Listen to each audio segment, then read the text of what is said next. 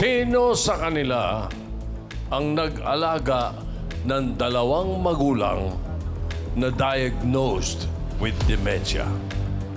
A. Chris. B. Grace. Ibig sabihin nanay at saka Tatay, pareho po.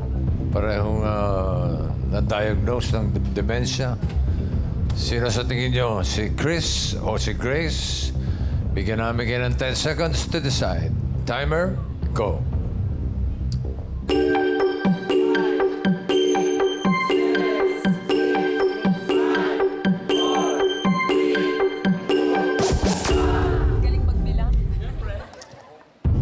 Ayun, so kasi kanina na ano ko rin si ang napupusuan ko talaga to si Grace.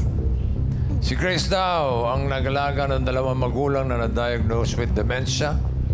Alamin natin. Ang tanong! Tama ba na si Ate Grace? Ang mga magulang ay parehas na may dementia.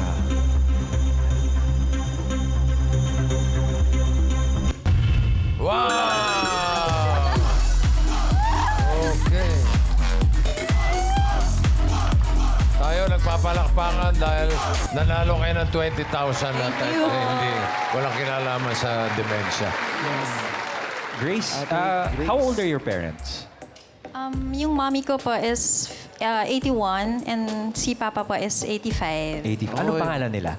Si mama is Vilma, si papa is Senen. Tapos ilan kayo magkakapatid? 3 po. Pang ilan ka? I'm the youngest.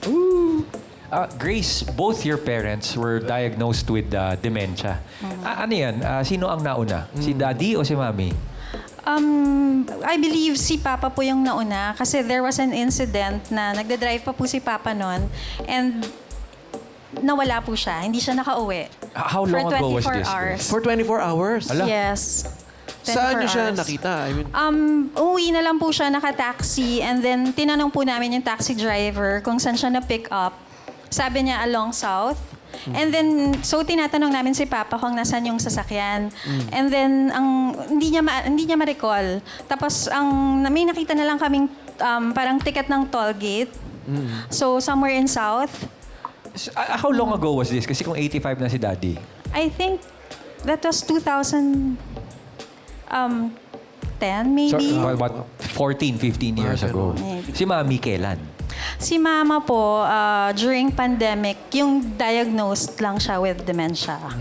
Pero before that, we observed na meron siyang mga incidents na repetitive na siya sa mga sinasabi niya. Like, she would ask questions na wala pang 1 minute, tatanong niya ulit, ganyan. oh, anong mga before yung mga trabaho nila? Papa used to be a government worker sa GSIS siya connected. And then si Mama is with a private company as a bookkeeper accountant. Oh, so okay, Grace, kasi we've had the chance to speak with other Dabarkads na may inaalaga ang parent na may Yes. dementia and it wasn't easy for them, lalo na sa'yo, dalawa. Parehas. Oo. Nagkasabay. Yeah. Pagka ganoon, tatlo kayo magkakapatid. Ano yun, ikaw lang mag-isa nag-aalaga o halinhinang kayo?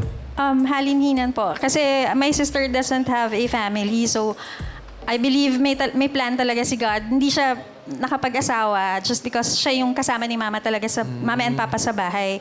So, duplex yung house namin. And then, we live sa kabila. Tapos, si kuya ko lives in the south. So, my sister works every day, every weekday. So, ako yung naiiwan pag nag-work si ate. And then, si kuya naman comes to the house kapag Thursday. So, parang day off. Paano Quote, sila, unquote. as husband and wife? Yeah, oo. How are they? Kasi pareho nang may Actually, yun nga yung medyo sad sa amin. Kasi we grew up with a happy childhood.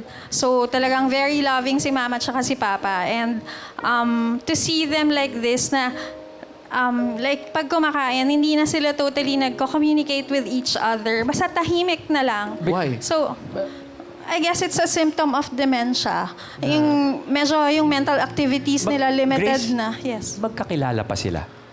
Si mama kasi sometimes she would say na, asan ang papa mo? Oh. Pero katabi lang niya si papa. But when you tell her naman na, ay mama, ayan si papa, oh, she would recognize. Pero minsan yon like pag sa higaan na, ganyan, tatanong niya, sino yung katabi ko? She sometimes gets confused talaga. Pero when you tell her naman na, si papa yan, ganyan. Ayun.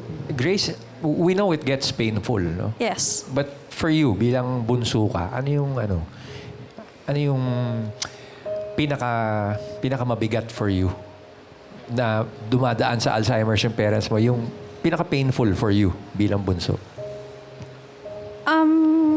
Siguro kasi dementia really is salbahing sakit siya. Sa amin parang it takes away your loved one from you. Yung tipong hindi ka makikilala, ganyan. So it's painful kasi lumaki kang, 'di ba? Lumaki kang kasama sila, you had a happy childhood and alam mong mahal na mahal ka nila, and to be able to not identify you, not recognize you, it's something painful really for us. So but we believe na lahat naman ng nangyayari is God's plan. So hindi naman kami nagagalit, pero of course, there are times na parang, bakit? But you tend to question things. So, mahirap. Grace, if there was one memory that, bibiyayaan tayo na magagarantiya na matatandaan ni Mama at Papa, what memory would that be for you? If there's one memory, siguro yung how they loved each other. Kasi nga, they have been perfect example for me of how there is really called a forever in love. So yun yung gusto kong mangyari, na mabalik nila magkakilala sila na hindi nila tatanungin na sino yung katabi ko or ganyan. Yan. Nanonood si Papa at Mama ngayon. Baka meron kang gustong sabihin at pwede naman nating ulit-ulitin to sa online. Grace, anything you'd like to say? Hi, Papa. Hi, Mama. It's really challenging na sometimes to take good care of both of you, especially with your condition. Pero we'll try our best, kami ni ate at saka ni kuya, to be able to be there hanggang sa huli. You know that hindi po namin kayo susukuan, and we're sorry if sometimes we lose our patience.